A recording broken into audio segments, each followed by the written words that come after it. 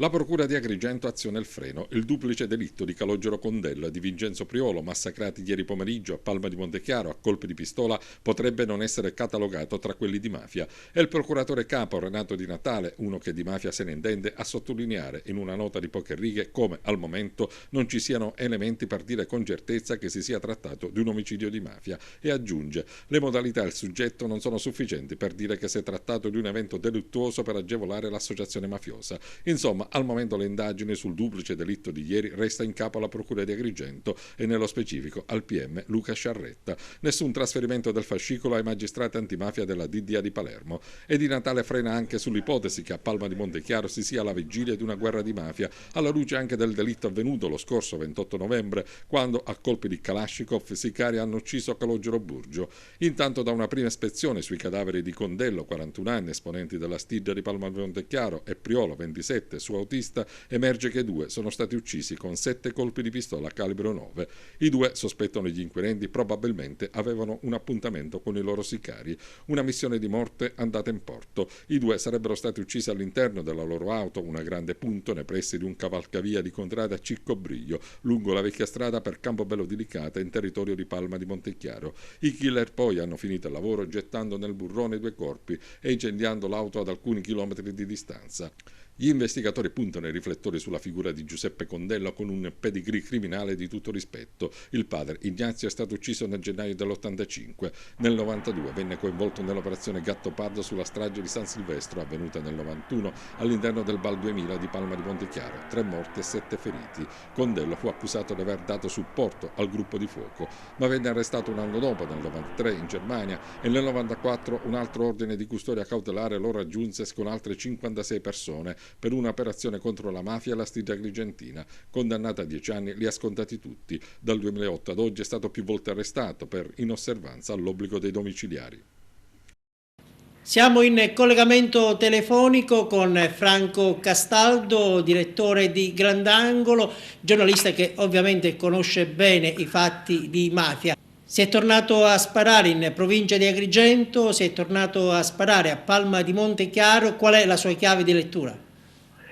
Credo che sia un bruttissimo segnale, perché la zona dell'omicidio, il territorio è quello di Palma di Montechiaro, che storicamente, come raccontano i pentiti, dovrebbe essere in mano totalmente alla Stigia, ed è uno dei pochissimi comuni della provincia di Agrigento dove il predominio mafioso è della Stigia, insieme a Camastra. L'uccisione di ieri, il duplice omicidio di ieri con Giuseppe Condello, detto Peppe Ubiunno, che è un personaggio di grosso spessore della Stigia, fa certamente presagire che è cominciata una nuova guerra, una guerra di potere a Palma di Montechiaro, dove Cosa Nostra, e questo lo raccontano sempre i pentiti, ha sempre conservato l'idea di avere il predominio. Questa è la prima chiave di lettura. È quindi possibile immaginare uno scenario di sangue, uno scontro tra Stigia e Cosa Nostra? Il sospetto e la paura ci sono tutte, perché è un territorio difficile quello di Palma di Montechiaro. Negli anni 90, ve lo ricorderete tutti, c'è stata una vera e propria mattanza, perché la Stigia sferrò un attacco portentoso a Cosa Nostra, riuscendo ad avere il sopravvento. Ci furono decine e decine di morti, stragi, crimini efferati, e da quegli anni, dall'esito di quella guerra, che la Stigia ha in pratica il predominio a Palma di Montechiaro.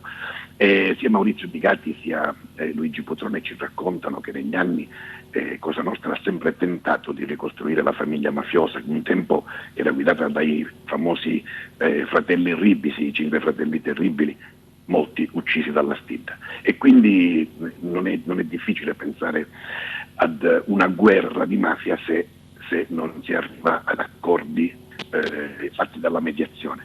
L'omicidio di ieri ci pare ci lascia capire che di mediazione non se ne parla, si spara. Quando ci sono questi delitti è perché vengono meno gli equilibri, oppure per il dominio del territorio? Ecco, dall'alto della sua esperienza, in quale contesto può essere maturato, può essere deciso un fatto di sangue che ovviamente ha una matrice mafiosa? Io credo che gli equilibri in tutta la provincia di Agrigento siano consolidati, nel senso che la mafia, quella tradizionale Cosa Nostra, dopo le grandi catture di Falsone e di Gerlandino Messina, abbia in qualche modo messo a posto tutte queste pratiche, mettendo nei posti di potere personaggi poco conosciuti alle forze dell'ordine. A Palma di Montechiaro invece credo che ci sia un discorso che è prettamente locale, fermo restando che Cosa Nostra, se dovesse controllare Palma di Montechiaro, sarebbe certamente a tutto suo vantaggio. A Palma c'è una guerra che non è solo di mafia, ma è fatta anche di violenza, di rancori, di ripicche, perché i morti ammazzati adesso gridano vendetta, i figli vogliono vendicarsi. Per esempio, l'ultimo morto di ieri, Condello, il padre era stato ucciso 25 anni fa.